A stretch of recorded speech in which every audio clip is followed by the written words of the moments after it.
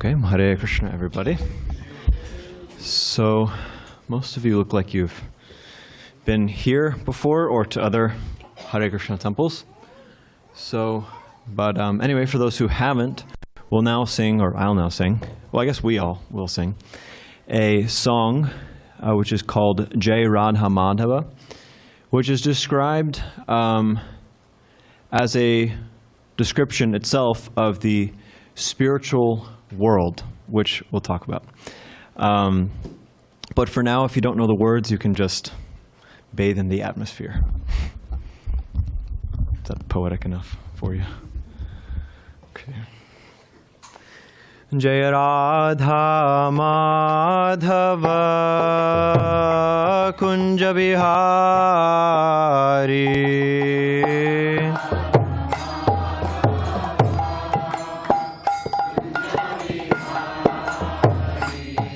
Jaya Radha Madhava Kunja Bihari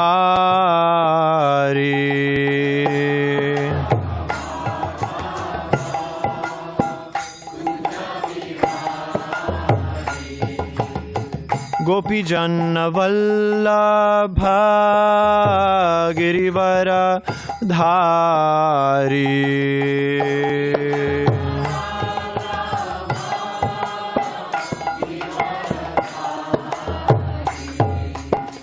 Gopi Janna Vallabha Girivara Dhari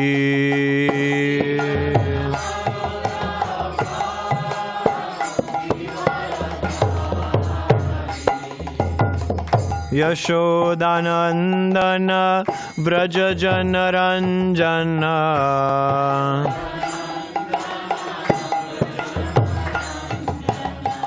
Yashodanandana Vraja Janaranjana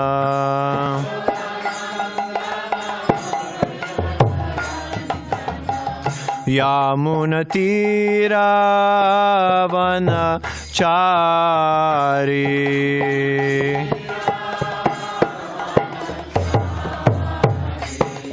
Jaya Radha Madhava Kunja Bihari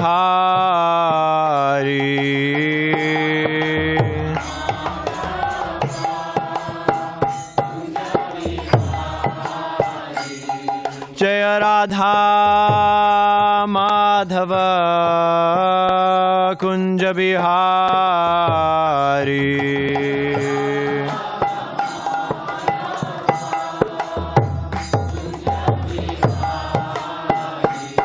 Jaya Gopi Janna Vallabha Girivara Dhari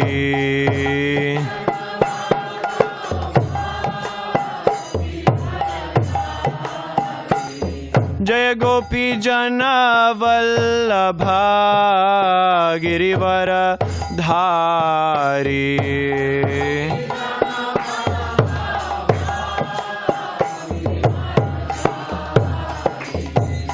Yashodanandana Vraja Janaranjana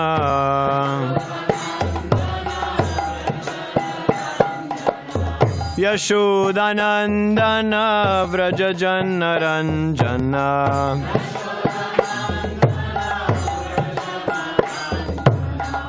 Yamunatira Vana Chari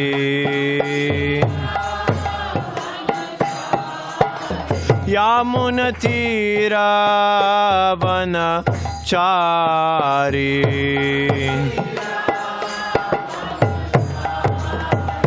Jaya Radha Madhava Kunja Bihari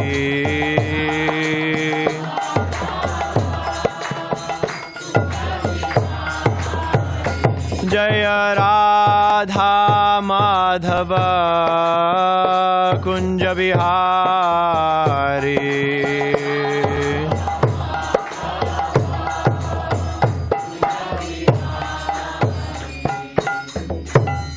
Jai Gaur Premanande Hari Bol. Okay. Okay, maybe somebody could take this off my hands. Or... Where should I put? Can I put this right here? I guess on that mat there. Where is On the mat right it? Okay. there. Okay, Hare Krishna. So, 2 parts. So today I wanted to read from the 3rd canto, wow, what do you know, of Srimad Bhagavatam. The bookmark was in the chapter that I wanted to speak on, and close to the verse, but not quite. It was almost a miracle. Okay. So the verse that I wanted to speak on is in the 3rd canto of Srimad Bhagavatam, which, for those not familiar with Srimad Bhagavatam, it's a 5,000-year-old literature, which is very long. It's about 18,000 verses. It comes in about 18 of these volumes, so it's quite large. And it's basically the rundown on, well, reality, spiritual reality. And it's a very in-depth text which covers a lot of different topics, mainly relating them all, of course, to Krishna consciousness, to spiritual understanding. So the verse that I wanted to read was Canto 3, Chapter 15, text number 33. So I'll just chant the Sanskrit myself, and then I'll read the translation, and then I'll read the commentary by Srila Prabhupada. It's a little bit of a lengthy purport, but that's okay.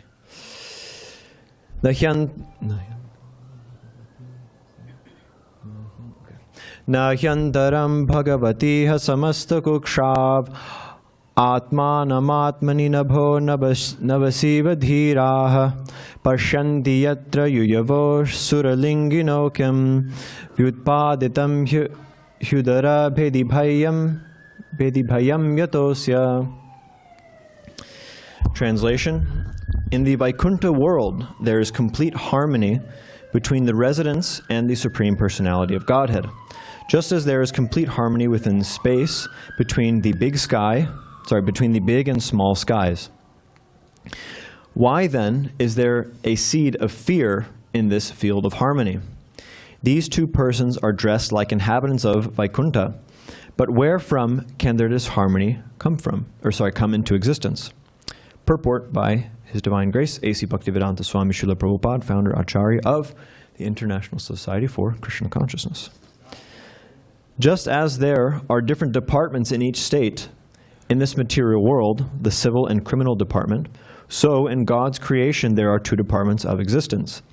As in the material world we find that the criminal department is far, far smaller than the civil department, so this material world, which is considered the criminal department, is 1/4 of the entire creation of the Lord.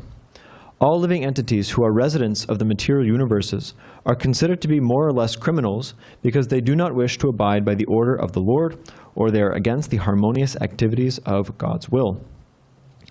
The principle of creation is that the Supreme Lord, the Personality of Godhead, is by nature joyful, and He becomes many in order to enhance His transcendental joy.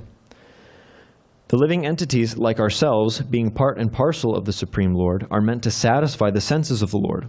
Thus, whenever there is a discrepancy in that harmony, immediately the living entity is entrapped by Maya or illusion. The external energy of the Lord is called the material world, and the kingdom of the internal energy of the Lord is called Vaikuntha, or the kingdom of God.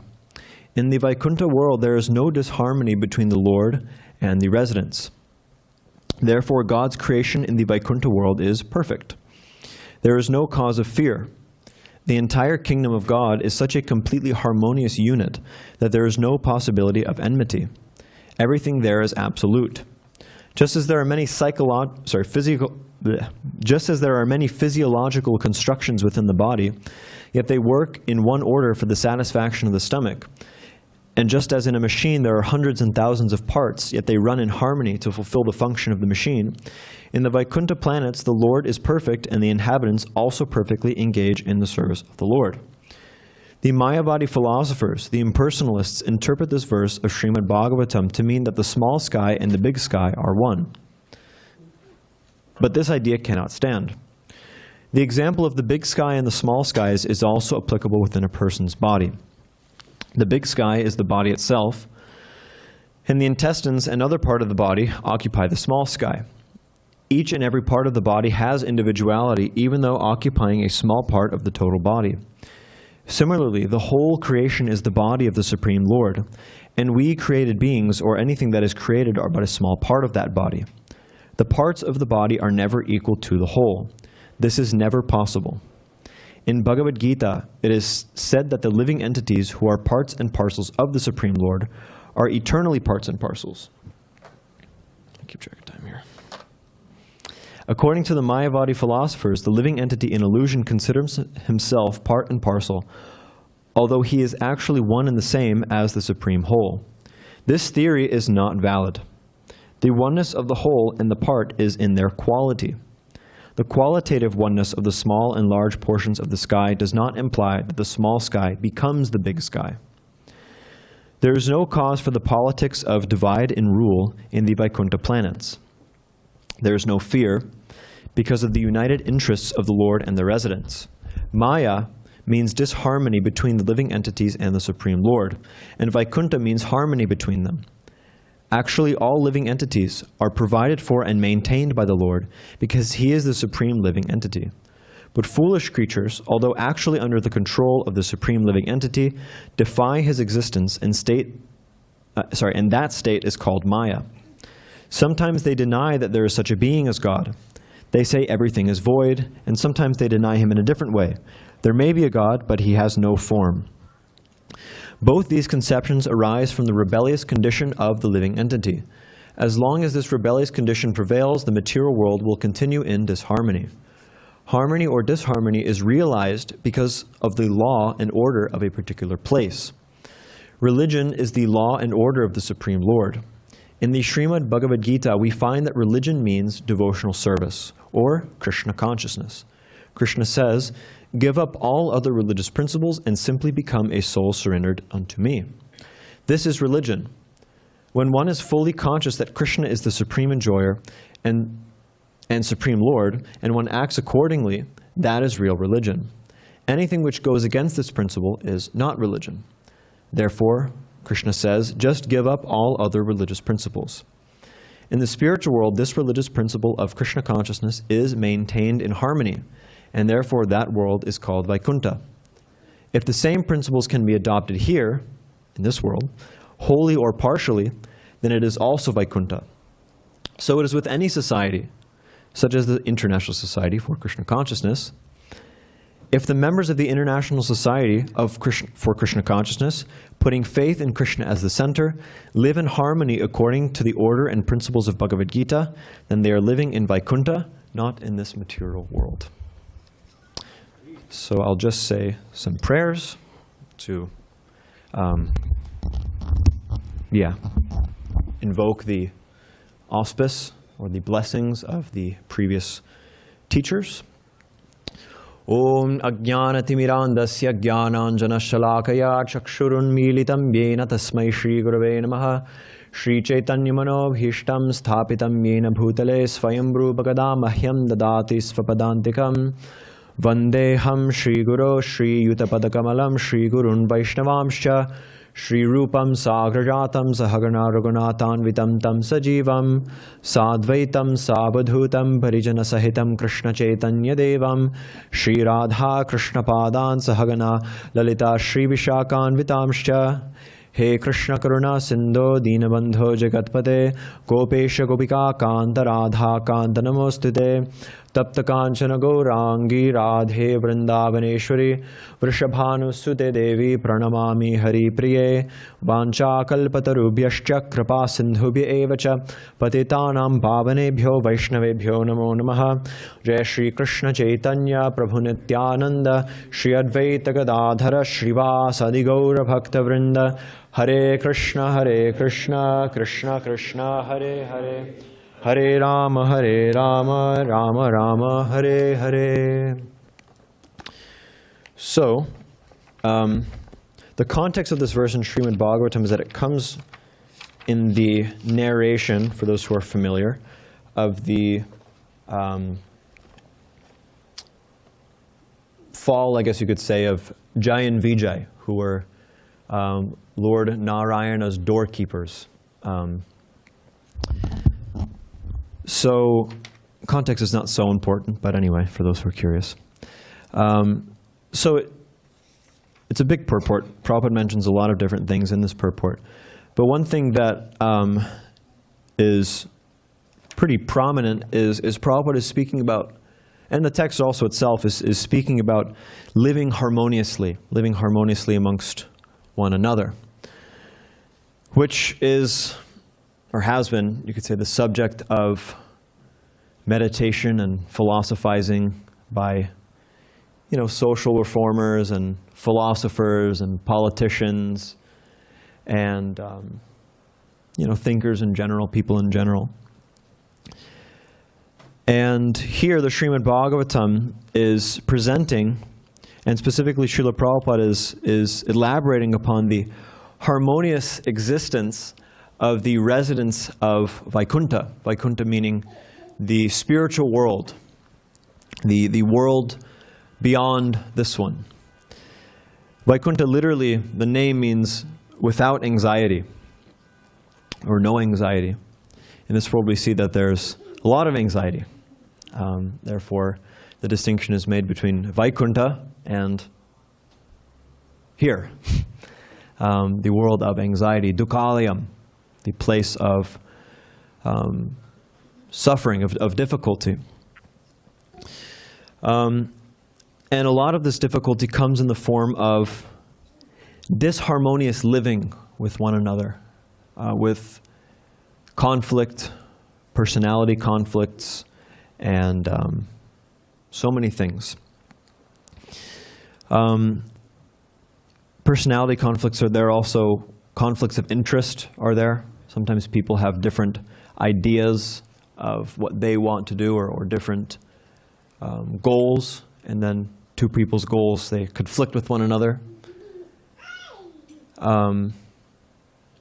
So that's one issue. Also, like I mentioned, personality conflicts. People have two different personalities. Sometimes we see that one person, whenever this person speaks, it's like, man, this guy again. This guy again, So personality conflicts. So one solution to that, there's many proposed solutions. Again, people have been thinking about this for a long time. And one that's kind of, does this work? Anyway, one that's elaborated upon a little bit in this purport is, if you want to get rid of personality conflicts, you could just get rid of personality, which is an interesting solution. To a lot of people, it sounds like a good idea to just get rid of, it's a way to solve it. If you have personality conflicts, you could just get rid of personality. But it's actually not such a good idea, not as good as it sounds. It's something like a politician or a particular leader has political enemies or political opposition, and the solution to his political opposition is to just kill them, which is, a solution, technically speaking. If you have people who are opposing you politically, you could just kill them. But it's kind of an oversimplification of the issue, an oversimplified solution. And it doesn't cover all bases. It doesn't take into account all of the factors of the situation. Specifically, I guess if you're thinking about politics, if you kill all of your political opposition, generally you'll get more opposition from their allies, or maybe, anyway, So it creates another problem, this solution, to just destroy personality. We don't want that, actually. We don't want to just be nothing. It's not a very relishable state of existence to just be nothing, or to just be so, I don't know, like Srila Prabhupada mentioned in this purport, to just be void, to just have a kind of stagnant and unvariegated consciousness. It's not a very relishable position. So it doesn't really solve the problem. So here, harmony is described as being due to oneness, being due to a oneness of, specifically of interest, between the inhabitants of Vaikuntha and Krishna, the Supreme Lord. Among Krishna and his associates in Vaikuntha, there's a oneness of purpose. Krishna understands his position, and the inhabitants of Vaikuntha understand their position. And like that, there's a harmonious existence. Everybody's in their natural constitutional position, and they're acting accordingly. And there's no confusion about what one should do. Krishna doesn't get confused about what I should do now or who I am. Krishna is not thinking about what's the purpose of my life and what's the purpose of everybody's life, what's the purpose of existence. These kinds of questions don't come in Krishna's mind because he knows. And those who are closely related with Krishna also know. They understand their position in relation to him. So, in such a state, it's mentioned actually twice in this purport, there's no fear, which might not seem immediately obvious that that's the direct result of being in such a state. But it's important because fear or anxiety is I guess like I mentioned earlier, is a basic principle of material existence. We fear suffering. We desire pleasure and we fear suffering. Therefore, we try to engage as far as possible in activities that bring us happiness and to avoid those activities which bring us suffering. So this is how the world goes on. This is, if you look around, there's nobody in this material world who doesn't have this mentality to increase one's pleasure and to, as far as possible, mitigate one's suffering or avoid suffering. And the root of this is mentioned in Bhagavad Gita. Ishvaroham aham bhogi, which means that I am this body, and that everything, the constituents of this body and everything in relation to this body is mine.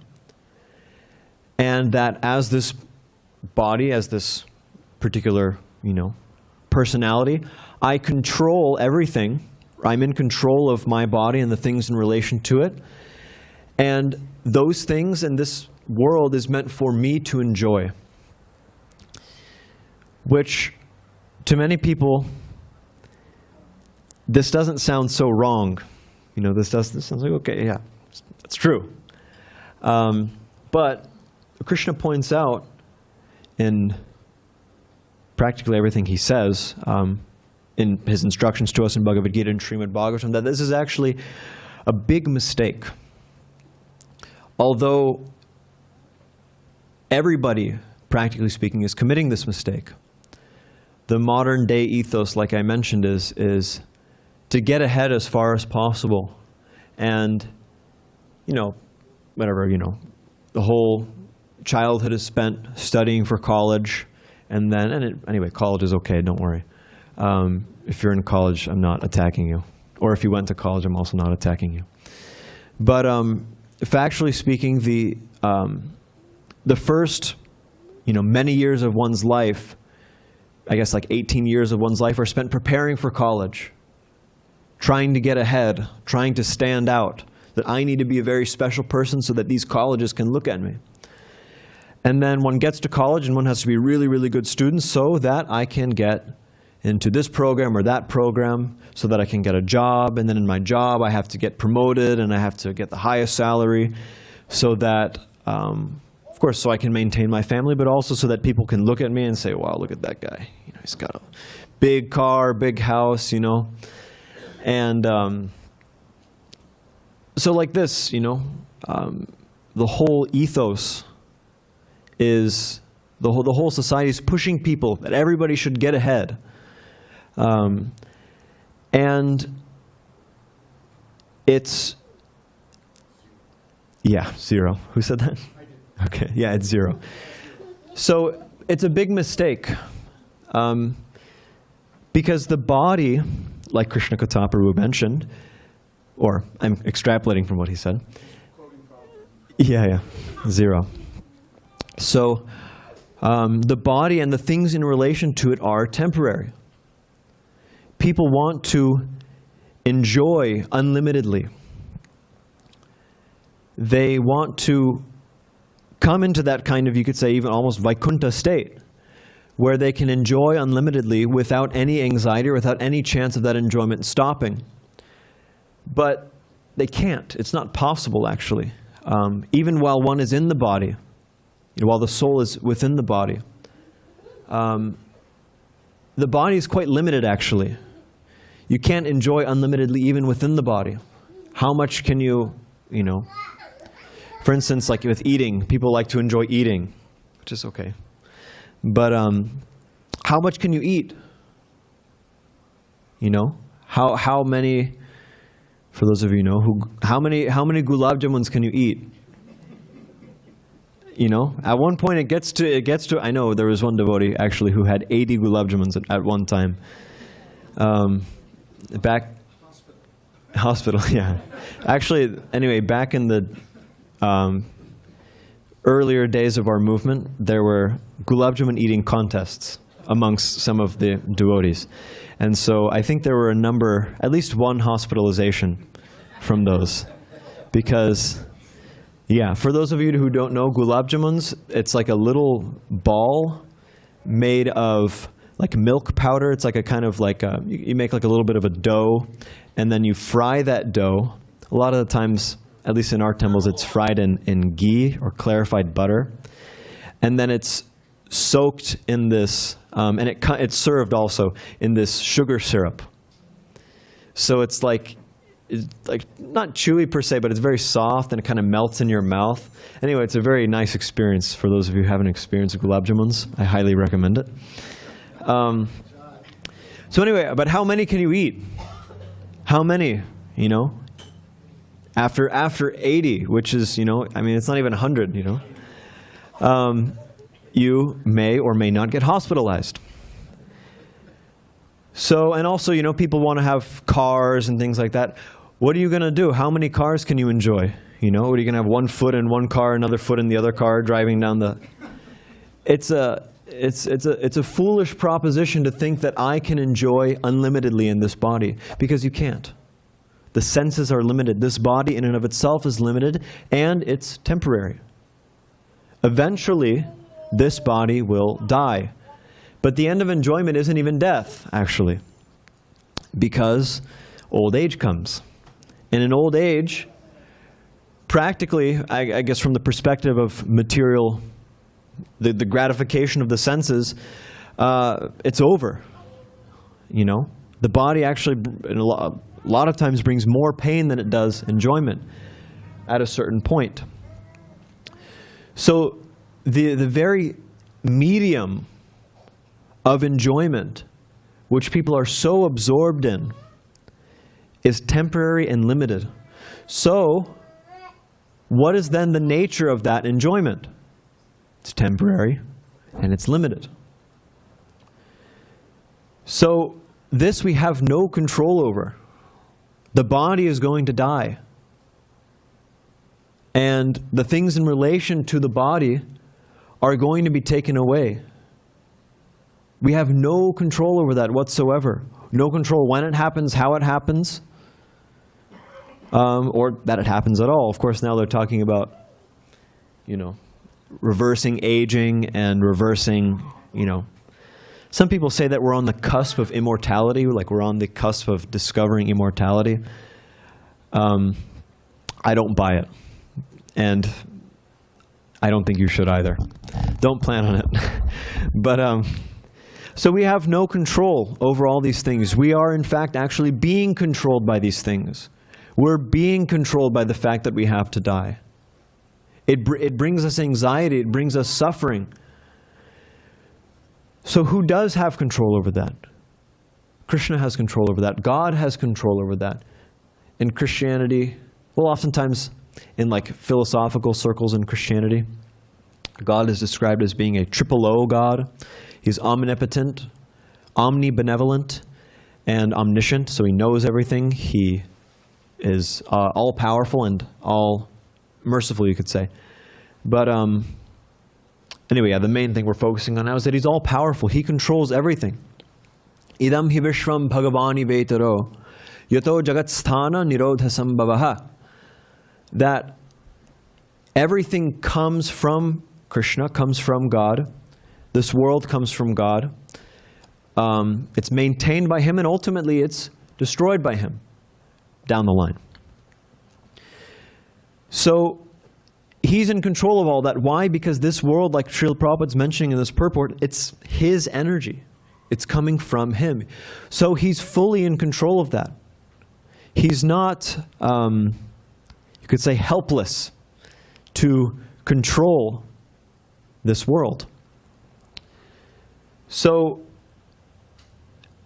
we, who are not the controllers of this world, are dependent upon him. We're dependent upon his arrangement for our sustenance. We're dependent on the rain. We're dependent on, there's this verse in Bhagavad Gita, that annad bhavanti bhutani parajanyad annasambhavaha. What is it? Yagyad bhavati parajanyo yagya karma samudbhavaha. That all life is sustained by food. In this particular verse it's saying anna, which means grains, or even more specifically you could say rice, but in general it means grains. And grains come from rains. Grains come from rains. Pun in the Bhagavad Gita. Only in the translation though. But and then anyway, so on and so forth. It gives the arrangement, or it demonstrates how we're actually completely dependent on Krishna to bring us what we need. Krishna's providing everything. We couldn't live without sunlight. We couldn't live without food. We couldn't live without water. We couldn't live without, earthquakes and natural disasters not killing us. So all of these things, Krishna, being the all-powerful creator of this world, is in control of. So, to declare our independence from Krishna, as is being spoken about in this purport, is not such a wise, what would you say, wise proposition. It's not like what do they have, no-fault divorce, where people just, they decide, okay, we'll just go our separate ways. We're still friends. We don't have to get attorneys involved or anything. We'll just go our separate ways. But it's not like that. It's not like, also another example I heard was, there was Czechoslovakia in Europe, and then they just mutually decided to split, and then it became Czechia and Slovakia. Now there's two countries. And as far as I understand, there's no enmity between them. But anyway. But it's not like that. It's not like a separation of equals. Krishna is supreme. Krishna is the controller, and we are the controlled. So it's not possible, what to speak of just unwise and impractical. It's actually just not possible to, we may say, oh, I'm independent, I don't need God or this or that, like Srila Prabhupada's mentioning in this purport, but it doesn't work. It's a miscalculation, actually, to think that I can just live separately from God. Because although we say, okay, I'm living separately from God, we are relying on his arrangement, again, for our sustenance, for everything, and not even just our sustenance, for our existence. We only exist because of God, because of Krishna. So, it's a big time miscalculation, and it's one that the whole world, like I mentioned, is running on. This whole world is running on the basis of a miscalculation, which, if we understand mathematics, is not good. Because if you have an equation, you may have a super, super long equation. You know, sometimes these mathematicians, they're solving equations for years and it goes on and on and on and on and on. But if at the very beginning of the equation, you make an, some mistake, some arithmetic mistake, then the whole thing after that is null. The whole thing after that is ruined. And the result will be a miscalculation. So this miscalculation, as is being elaborated upon in this verse and purport, is the basis or the foundation of the disharmony in this world. We are thinking that we are independent of God and that we don't rely on Him and that we can have some separate pleasure or some separate existence from Him, but it's not true. It's a mistake. And so therefore everyone's thinking that, like I mentioned earlier, that I'm the controller, that I'm the enjoyer, that this body is me. And so everyone's thinking I'm the center. But factually, if you have a bunch of people who are thinking they're the center, there's going to be clashes. Because there's a conflict of interest there. Everybody is thinking that I have to live for me. And he has to live for him, and she has to live for her. And therefore, everybody's butting heads. And the world is as it is. I think there's some conflict now, some special conflict now in Israel. Is that true? Yes. Okay. So I don't know the story of that. I don't keep up so much with that, but it's a serious conflict. Yeah. Leave it at that. Yeah. It's very serious. Yeah. So, all of these things, and now what's, Russia and Ukraine and Israel and whoever they're fighting now, it's a conflict of interest. And therefore, there's disharmony. But Krishna sets the standard.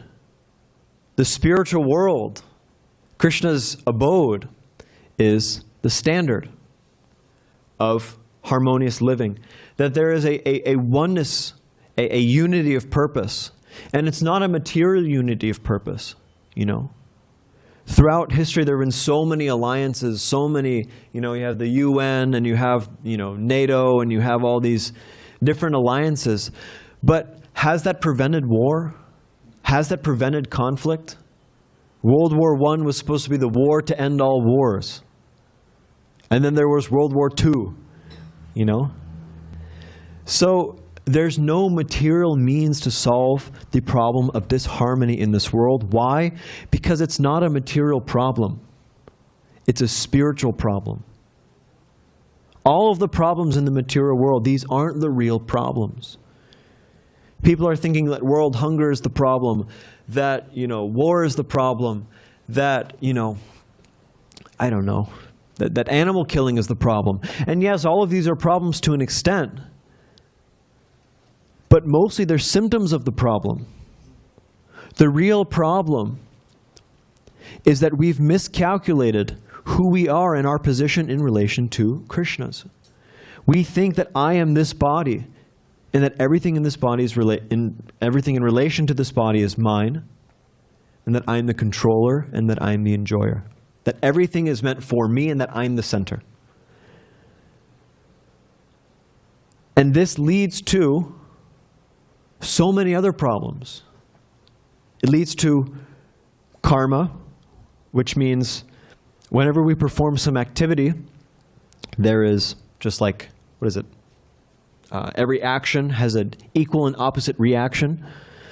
So the Vedic understanding is that that functions on a subtle level as well. And this results in birth and death and old age and disease and the temporal nature of this body. But that's not our real position. Krishna points out in the Bhagavad Gita that this body is changing so much. Between birth and death, the body is completely changed. You go from being, this big, as a baby, sometimes even smaller or whatever, but by the end of life, the body is completely unrecognizable. by the end of life, what to speak of by the end of life, even 5 years after, the body is completely unrecognizable. But the consciousness within the body is the same. So the body is changing, but the observer within the body, that is not changing. So Krishna describes that is the soul. That consciousness, that observer to all of the changes of the body is the soul. And the soul is not meant for temporary existence. The soul is eternal. It's non-material.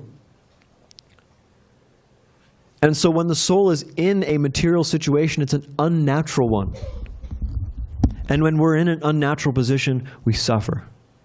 There's so much fear, there's so much anxiety, because things aren't how they're supposed to be. So the real problems of life are birth and death and old age and disease. And people don't view these as problems. They think that these things are natural. But from Krishna's perspective, they're not. And they're actually problems, and they're actually problems that can be solved by reawakening our relationship with Krishna. There's a verse in the Srimad Bhagavatam, which I quoted this other verse before. Idam hi vishvam bhagavani vetaro, this one about how Krishna is the, everything comes from him, is just, maintained by him and is destroyed by him. And the therefore for this verse is that, therefore, it says, idam hi pumsas tapasashrutasya va svishtasya suktasya chabuddhi dattayo avichitorta kavibir nirupito yadutama shloka gunana varnanam. Therefore, all of our endeavors in this life should be for reawakening that relationship with Krishna. Should be for putting ourselves, placing ourselves in our constitutional position, which is as a servant of Krishna. Krishna's position is that he is the Ishvara, he is the controller, he is the bhogi, he is the enjoyer. Why? Because he created everything. Everything he created is for him, and also for us, because Krishna gives us a place there. He allows us to have a relationship. He allows us to exist in order that we have a relationship with him for his pleasure, which we naturally also get pleasure out of. Why? Because that's our constitutional position. That's who we are. We don't fit anywhere else. So it's not like a demeaning kind of servitude or a demeaning kind of position. It's actually a very glorious one.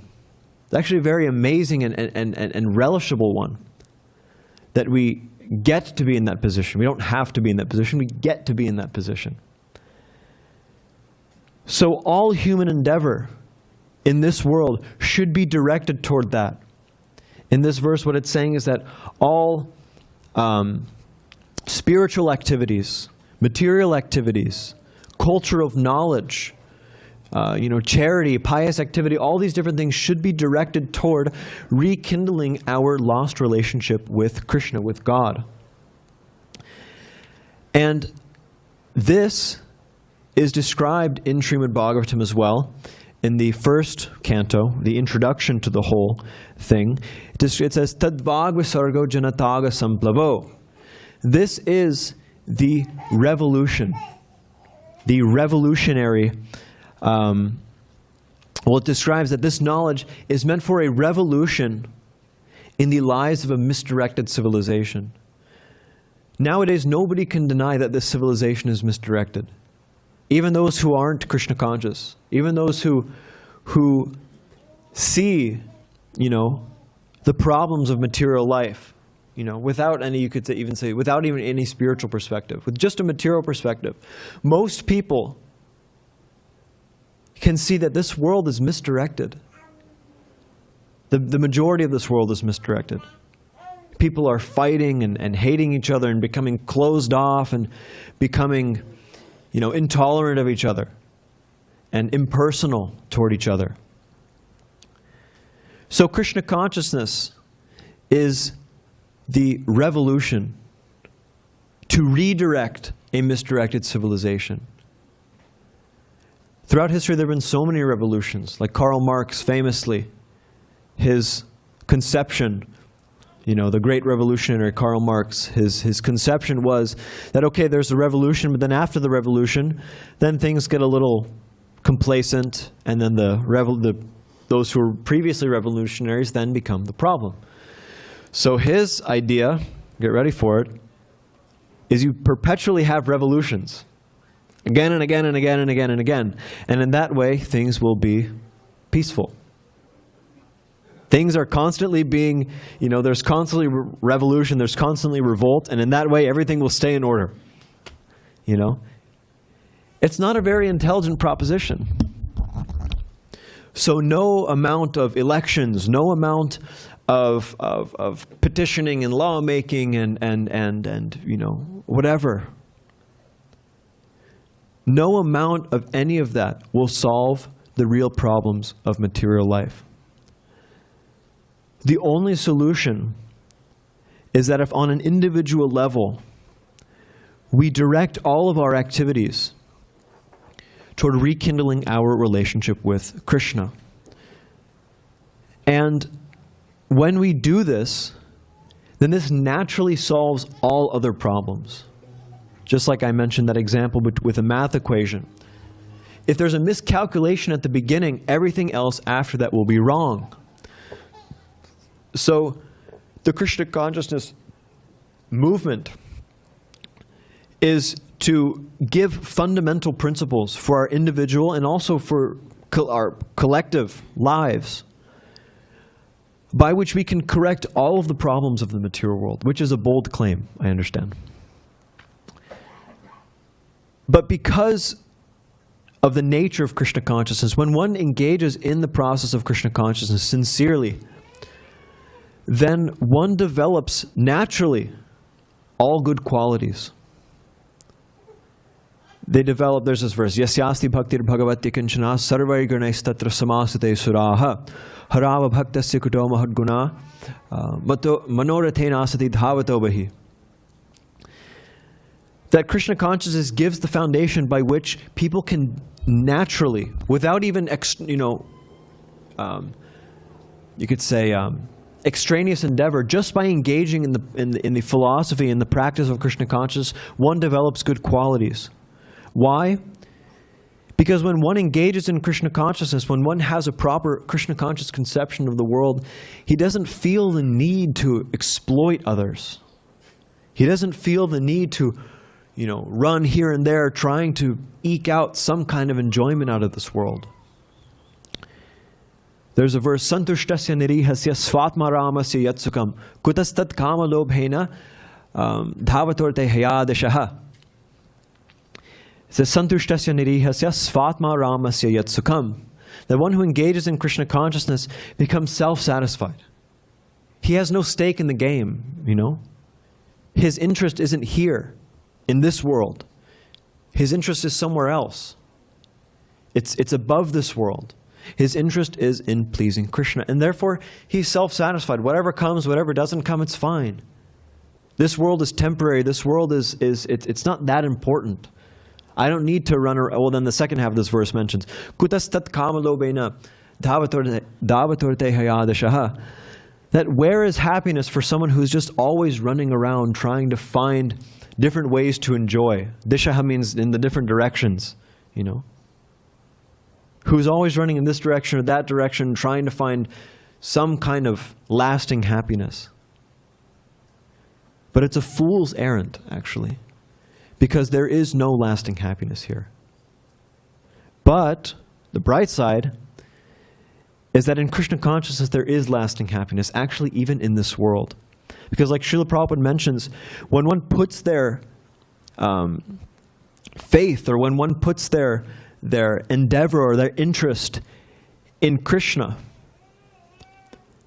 then their mentality is just like that of the mentality, or just like that of the spiritual world. Their only interest is in pleasing Krishna and engaging in the activities that are favorable toward cultivating one's relationship with Krishna, with God. So individually and collectively, this completely solves the problem of disharmonious existence. On a personal level, there's no disharmony within us. There's a oneness of purpose. Vyavasayatmika buddhi ekeha kuranandana. There's a focus of the consciousness on one thing, which is basically the definition of meditation. So one's whole life becomes a meditation on how can I be of service to Krishna and to others by giving them Krishna consciousness, by giving them spiritual knowledge. And then collectively also, if everybody adopts this mentality that I'm not meant to just live for myself, that I'm not the center of everything, that I'm not the center of enjoyment, then collectively as a society, everybody can live together harmoniously. So this Krishna consciousness movement, the movement and the practice of Krishna consciousness is actually a revolution in the real sense of the term, actually, because it's a 180-degree, I guess that was a 360. It's a 180-degree turn from the general flow or the mentality of 99.9999999 repeating on and on and on % of people in this world. So please try it.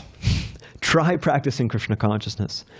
Srila Prabhupada, our guru, our spiritual teacher, who brought this philosophy to the Western world. It was present in India for thousands and thousands of years, but who brought it here in its purest form to the Western world, wrote so many books. He translated this. I mean, even to write a book like this, you know, is one thing. You know, people write a book like this, and that's like their life's work. You know, but what to speak? You know, 18 volumes of this plus so many other books. I think over 80 books he wrote, you know, while he was here with us. And these very scientifically present the practice of Krishna consciousness. So I would implore you all to, please, if you can, definitely get your hands on a copy of the Bhagavad Gita and on Srila Prabhupada's other books. Because Srila Prabhupada had the vision that Krishna consciousness not only could be the solution to all the problems in the material world, but actually would be. Which again is a bold claim. But when you read Krishna conscious literature, it becomes very clear actually.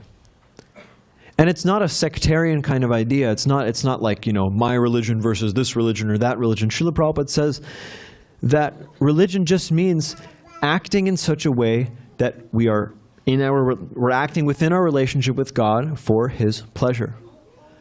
So it's not a sectarian idea. This is just a basic philosophical principle. So again, I would implore you all to please, if possible, try it. Try Krishna consciousness. And if you're curious how you can try Krishna consciousness, you can talk to many of the people here. So, yes, thank you very much. If there's any questions, or it's getting a little late, but if there's any questions or comments or protests, Krishna Kathaprabhu has a protest. Yes, the protest is, that was an amazing discourse on our very wonderful, deep philosophy, and thank you for glorifying Srila Prabhupada so nicely. So to comment about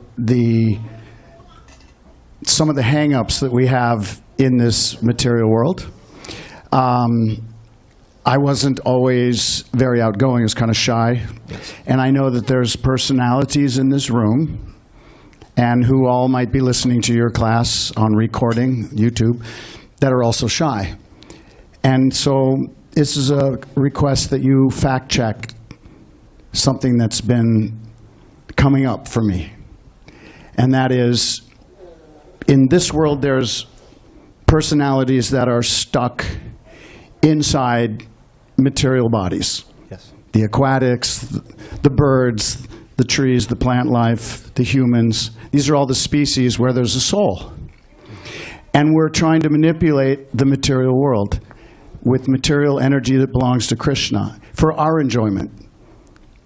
So here's the fact check I'd like you to check.